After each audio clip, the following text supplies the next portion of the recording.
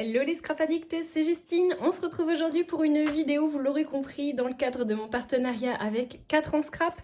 On va se faire un mood board dans le style vraiment inspiration mood board.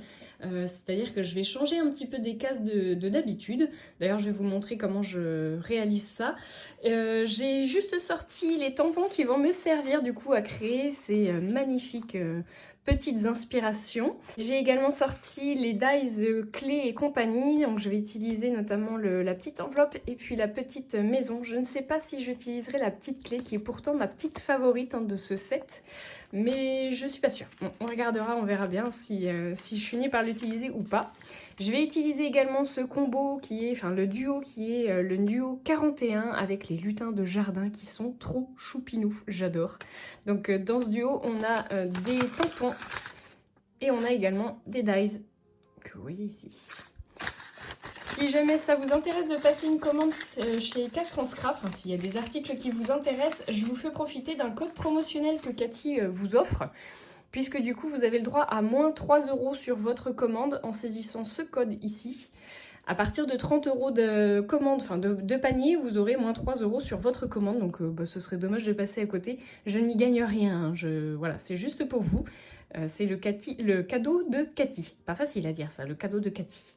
Je vais très certainement également utiliser le tampon numéro 275 qui est sur ma terrasse, que je trouve trop beau. Gros coup de cœur pour cet œuf là en gros teint qui est magnifique, j'adore.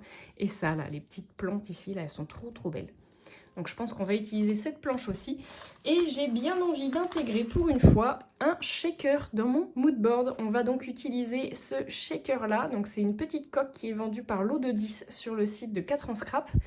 Et je la trouve vraiment trop choupinou. Elle n'est pas très grande et elle permet du coup avec la faible épaisseur de pouvoir les ranger quand même dans un classeur. Elle fait 3,5 cm la coque, l'épaisseur. Enfin, ce qui ressort fait 3,5 cm de diamètre. Voilà, je vais y arriver. Voilà, donc on va utiliser tout ça. Pour réaliser mon mood board, je vais utiliser du papier aquarelle. J'ai choisi de prendre l'aquarelle Aquapad, le Gold Line, ici en grain moyen fin, pardon, 300 grammes.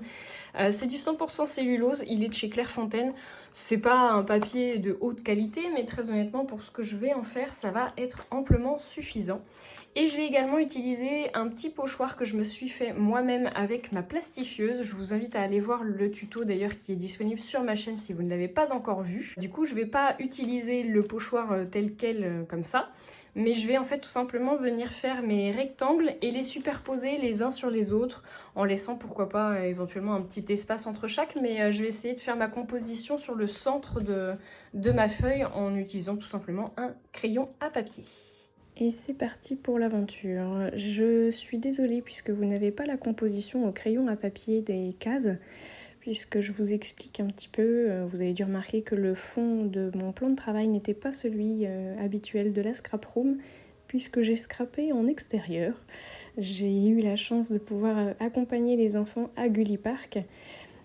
Pour mon plus grand bonheur, mais pas celle de mes oreilles, je vous avoue, je ne sais pas si vous connaissez ce principe-là, mais c'est un grand parc d'attractions pour les enfants, avec des toboggans, des piscines à balles, des trampolines, en veux-tu, en voilà, et mes oreilles en ont pris pour leur grade, puisque je n'entendais plus rien à la fin de la session. Et comme je savais qu'on allait y rester un sacré bout de temps, on a dû y rester à peu près 4 heures, et bien du coup je me suis occupée en attendant que les enfants eux s'amusaient, moi aussi, il n'y avait pas de raison, je me suis également amusée. Donc j'avais emmené mon trépied, mais c'est vrai que vous n'aurez pas forcément une vidéo optimale, non seulement par la couleur de la lumière, mais également par la petitesse l'étroitesse de la table que j'utilisais.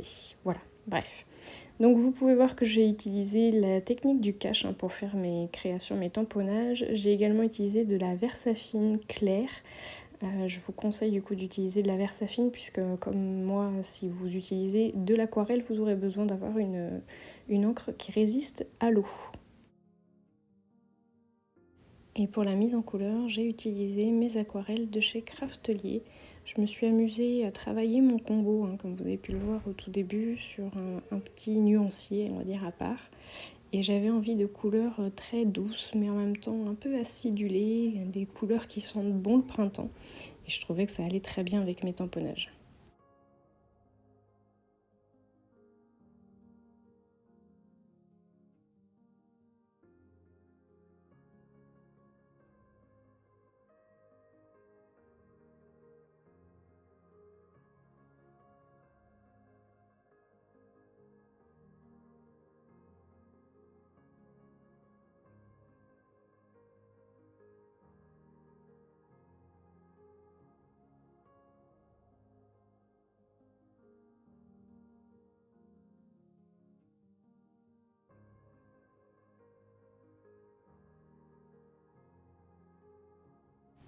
Une fois mes fonds terminés, je me suis attaquée aux plantes et aux personnages. J'ai finalement opté pour un vert un peu acidulé, un vert mint, mais qui tirait quand même sur le turquoise pour rester dans le même combo couleur. Et je trouve que le résultat est plutôt sympa.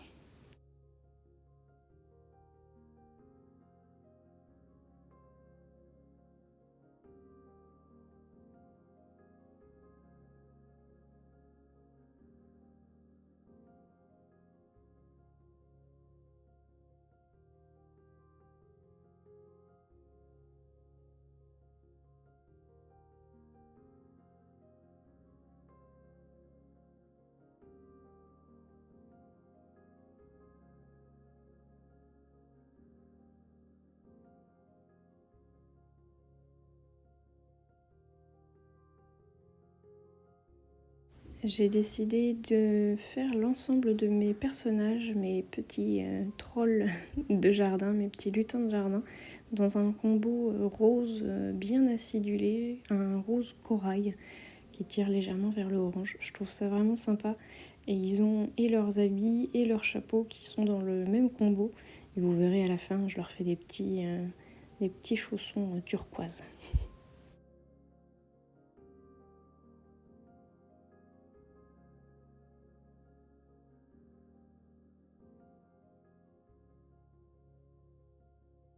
Tous les pots et le mobilier, j'ai décidé de le faire dans une couleur, un combo très nature, c'est-à-dire que je vais utiliser un marron assez chaud pour venir faire le rotin, pour venir faire les pots en terre cuite. Je trouvais que c'était sympa de garder cet esprit très nature en fait finalement et que ça allait bien avec mes petits lutins de jardin.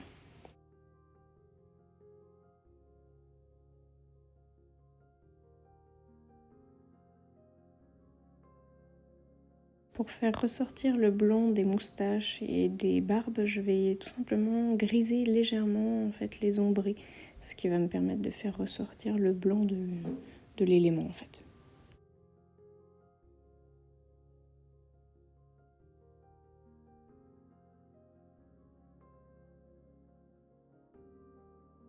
Une fois le tout bien sec et délivré de Gulli Park, je me retrouve dans la scrap room et je vais venir faire le trou pour pouvoir y mettre mon shaker.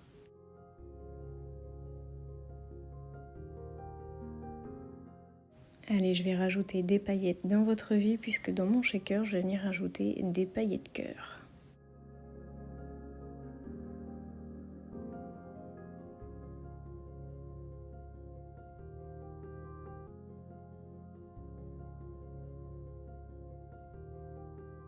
Pour faire tenir mon shaker, je vais utiliser une technique toute simple que j'appelle moi la technique du placo, puisqu'en fait je vais venir coller mon rond sur une feuille de papier lambda et je vais venir coller le tout par le dessous de mon moodboard.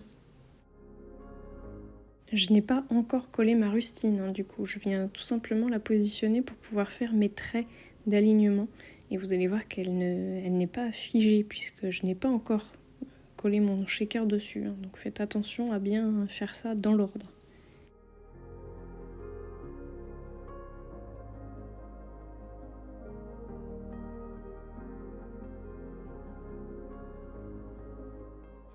Je rajoute des petits papillons que j'ai réalisés avec le dice qui se trouvait dans le duo des lutins de jardin. Je les adore, ils sont trop beaux. Attendez bien que tout soit sec avant de retourner votre shaker, ça évitera que les paillettes collent.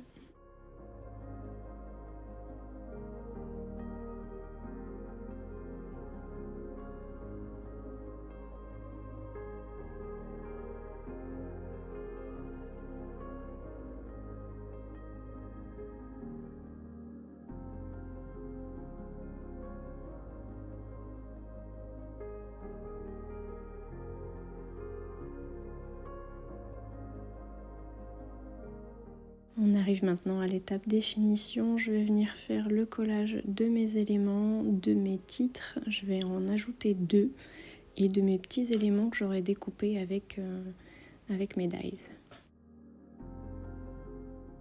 J'utilise de la glu pour faire le collage de mon shaker et vous allez voir que c'est hyper simple. Voilà, vous avez juste à aligner du coup votre design, on va dire, avec le reste du mood board. Un petit peu de crayon blanc pour faire ressortir les points de lumière sur mes personnages et mes éléments de décoration. Et voilà, l'art de faire tenir en 12 minutes une création qui m'a demandé à peu près 4 heures de travail.